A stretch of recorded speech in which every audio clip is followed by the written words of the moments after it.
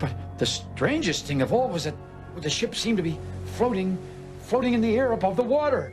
And it seemed to be calling to him. "Ghost!" cried George. "Ghost!" What the fuck? George was worried too. "I hope I don't see the ghost," he thought to himself. And then he had an even worse thought. "I hope Theodore doesn't see the ghost."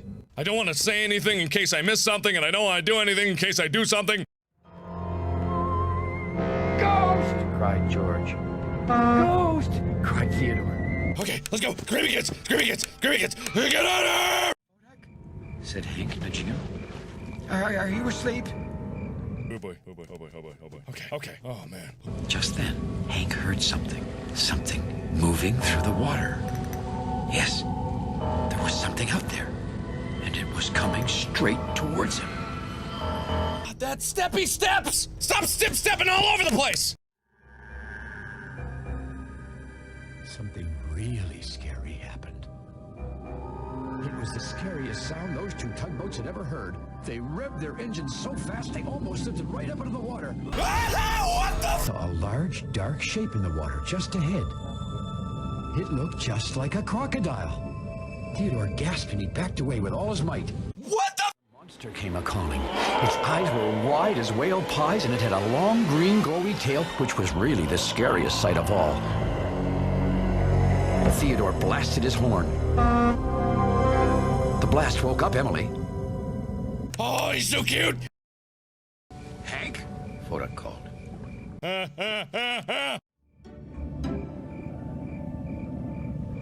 "Come on, Hank," said Foduck, pushing the jumpy little tugboat along.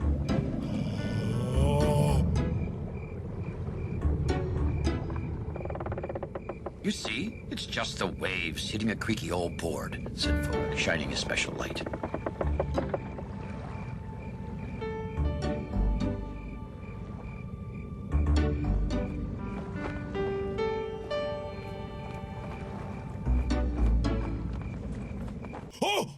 The two zigged and zagged as fast as they could away from that sound. They were both heading for the narrow channel. They were going at top speed away from whatever that awful thing was in the dark and scary cove. I want my mommy! A powerful crack of thunder made Theodore jump. What was that? To Theodore, its windows had looked like huge watching eyes, and its mouth was like a silent scream. Ah! He was hoping it was Foduck or anyone else. Anyone but Halliburton! No, no, no, no, no, no, no, no, no, no, no, no. Da da da da da da da da da da da da da da da. Oh my God! Bobby, said Foduck. Where's Theodore? That houseboat scared him, explained Bobby. Oh. Halliburton couldn't scare a sea snail. He scared Theodore. Theodore! A sea monster roared up from the Dempy Deep. Oh, it had bugly eyes and big batty wings to carry a tug down to its sea monster lair, far, far beneath the waves. Theodore gasped out loud. Hi, flash. Maybe he's not there, he said to himself. But he was. Halliburton, the haunted houseboat. Where is he there? Oh God! And he was starting to move. You're playing the banjo there. Or whatever it is. I don't know, electric guitar or something. "Bucks," he whispered to himself. The words made his engine pound. No, no, no, no, no, no, no, no, no, no, no, no, no, no, no, no, no. There was a scary shape right there. What was that? What was that? Do you want to tell stories?" "No," said Foduck. Ah, and that's not a joke for the internet to enjoy. As soon as the dock light came on, Hank felt a little better, but not much better. And why is dog no come protect me?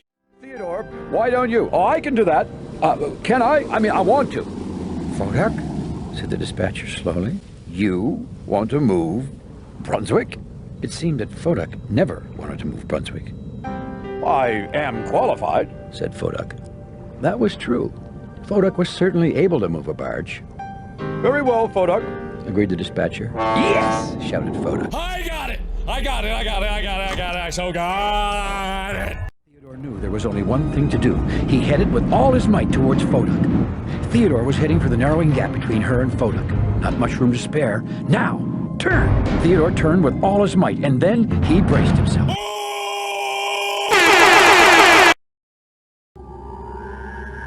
It was the scary sound again. And this time, it seemed to be coming from Hank's lifeboat. Just stay. Good boy. Where did he come from? Where did he go? Where did he come from? Come on, Joe. Come on.